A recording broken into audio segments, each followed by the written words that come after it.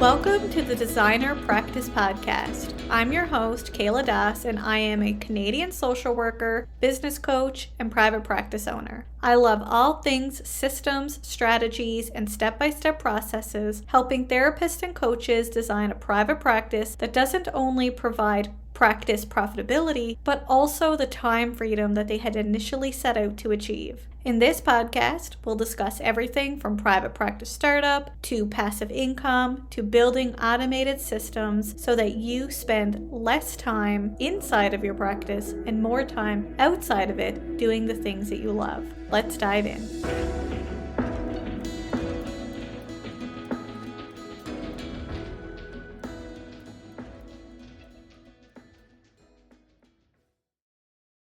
Advertising your private practice can sometimes feel like a challenge, but it doesn't have to be, especially if you have the right SEO team backing you up. I can say with confidence that that team is Snap SEO.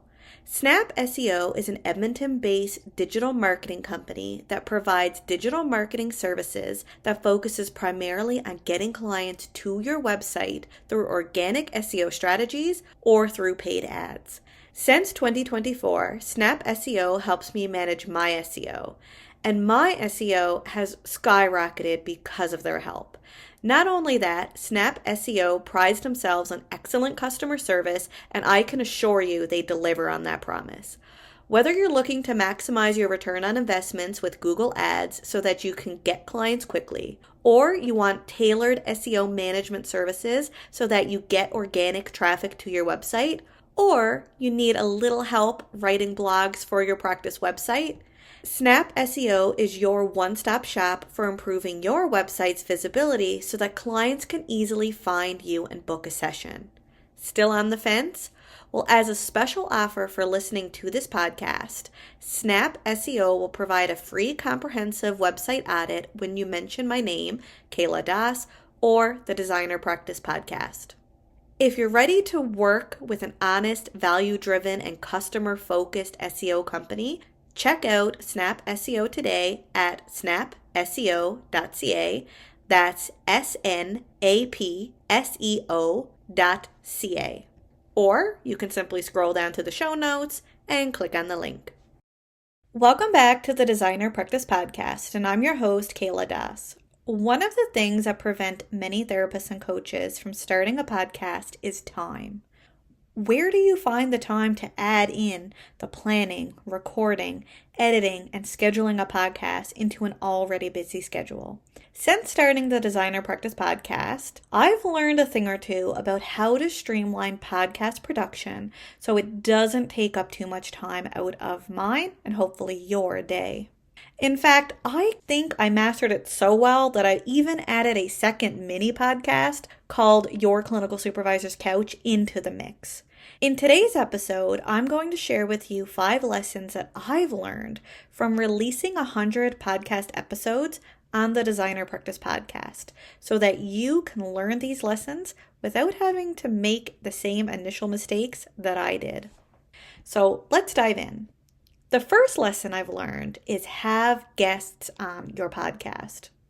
One of the best strategies for creating podcast episodes is having guest speakers. Honestly, I cannot explain how much time it frees up from the planning of the podcast episode to preparing the content for the episode because your guest will be the one to be doing most of the talking on the episode. I learned early on that having guests on my podcast helped me in so many ways. First, it helped me create content quickly because other than conducting a meet and greet with the guest to determine episode topics and then create a quick pre-script of questions that tie into that topic, the only work that I do was the recording and then later the editing of the podcast, as the guest is the expert on that topic. Secondly, as I'm not an expert on everything, although I'd like to be someday, having guests on my podcast helped me create diverse topics that listeners like yourself would want to learn more about. I've had guests who are experts in a specific therapeutic modality, business growth strategy, and even clinical supervisors. Although I might not be an expert in all of these areas, I have the privilege to learn from my guests and provide valuable content to listeners. However, in saying that, I don't want to make it sound like it's all one-sided, because at the end of the day, there is such a mutual benefit for guests being on a podcast. For instance, on my podcast, as a huge thank you to all of my guests, I always allow them to make some kind of pitch on the podcast so that they can tap into the podcast audience in some way. And hopefully, they will grow their business or their practice by doing so. Because let's be honest, the best way to grow business is visibility. So that's one mutual benefit. Another benefit is that I ensure that I give my guests a backlink to their website to help them improve their website SEO. Of course, I'm only one website, but the more backlinks a website receives, the higher their website authority can grow over time. So by giving them a backlink, that's a start. So if you're intending to start a podcast, know that you do not have to create every single episode yourself, although you can if you want, but you can host guests who can help you keep topics fresh and diverse so that you always have some content to share to your listeners even when you're not the expert. The second lesson that I've learned is to create script templates, or as I call them, pre-scripts. As someone who has to have a script to read from, creating a script template for both guest podcasts as well as solo episodes has been a game changer. Although my script templates for solo episodes are less robust than my episodes for guests, I have a template for both. For me, my solo episode templates tend to be less robust because I let my creativity get the best of me when I'm creating a solo episode script. Also, because I'm always discussing a different topic, it's hard to have a detailed template for my solo episodes, but I still have a loose template. On the other hand, my guest episode template is very detailed, as the only thing that usually changes on my side is the introduction, the actual questions that I ask the guest, and the call to action at the end. As a result, my template has saved me hours of podcast writing. Actually, I'm at the point now that I could draft a really good guest podcast episode pre-script in 10 minutes. The third lesson that I've learned is to track every aspect of the episode production. What I mean by that is have a document that you track all details for each and every episode, from where you are in the production stage to the date the episode releases, including where you are in the scheduling process. Although I say this is a lesson, but I actually started this from day one, and it saved me more than once. So for context, I created an Excel form where I track every single episode, including the episode number, episode name, guest name if applicable. If there was a guest, I also include the date that the guest signed the podcast guest release form, and all in-episode advertisements included into that episode. In addition, I track where in the process each episode is with respect to production. So for example, is it recorded, edited, scheduled on podcast platforms, scheduled on social media, or has it been published? I document all of that on this Excel form. It's especially important to organize and track your episode production process if you're like me and you like to batch each step of the process. For instance, if I record 10 episodes, but I haven't edited them yet, by tracking the process, I know exactly what I need to do next, instead of having to spend extra time trying to figure out, is this one edited? Is it not edited? It saves me so much time in the long run, so I don't have to go kind of picking through episodes to see where I'm at. The fourth lesson that I've learned is to keep episodes short, and there's a few reasons for this. First of all, most listeners tend to listen to podcasts while they're doing short activities, such as walking, exercising, doing chores, or driving. And on average, someone tends to only be doing these activities for 30 to 40 minutes. As a result, if a podcast episode is over 40 minutes, it's less likely that the listener will finish the episode, or in some cases even start the episode, because they know it's too long to finish. Another reason to keep episodes short is that shorter episodes can be edited much quicker than longer episodes. In the early days of the Designer Practice Podcast, I often had episodes that range from 40 minutes to an hour, which would take me hours to edit. It actually got to a point where I started dreading editing because it just took so long. However, after making a conscious decision to make episodes 30 minutes or less, again on average, I no longer dread editing. In fact, episodes that are 15 to 20 minutes in length, I love editing because I can get them edited so quickly and I really feel productive in the process. The final reason to keep episodes short is depending on the subject matter of your podcast and the episode topic. Most listeners want to get quick wins, advice, or tips from the episode and then move on. In other words, by having shorter, value-packed step-by-step episodes, listeners tend to feel more satisfied because they got the value in a short period of time. That's why when I do solo episodes like this one, I provide the information in either a tip 1, tip 2, tip 3 format or a step-by-step format so that you can get the information, get that small win, and then move on. Now, you might be thinking, well, what if I have so much to talk about regarding a specific issue? Then make it multiple shorter episodes instead of a long single episode. This helps you create more content. It breaks larger subjects into bite-sized manageable ones for your listeners.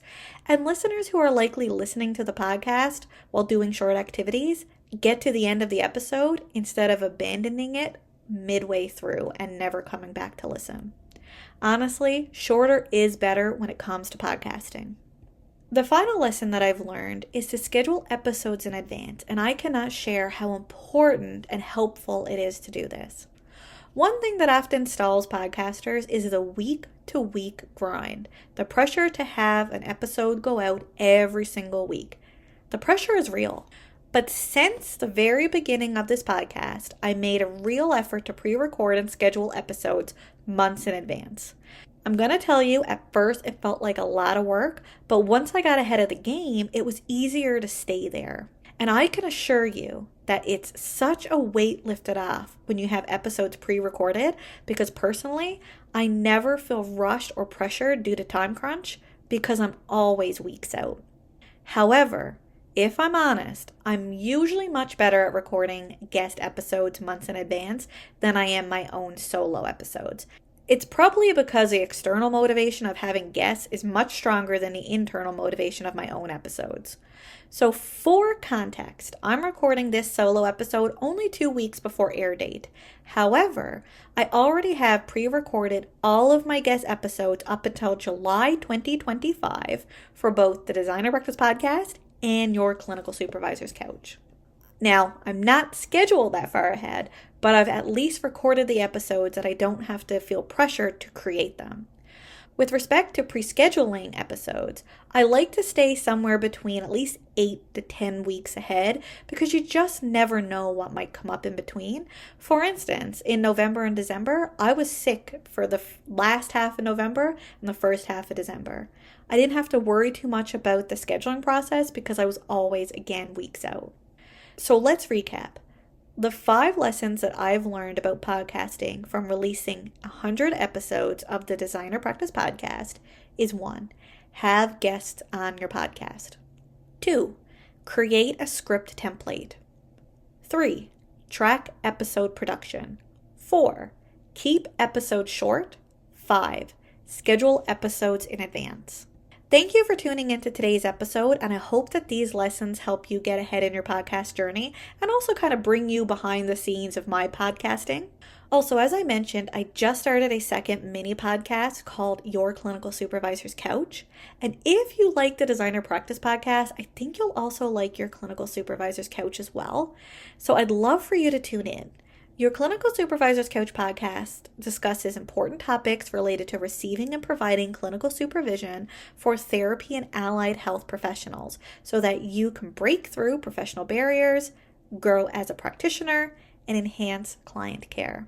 Episodes drop every 2 weeks on Fridays, and you can find the podcast on Apple Podcast, Spotify, and on our Canadian Clinical Supervision website at canadianclinicalsupervision.ca/podcast, or you can simply scroll down through the show notes and click on the link. Until next time, bye for now.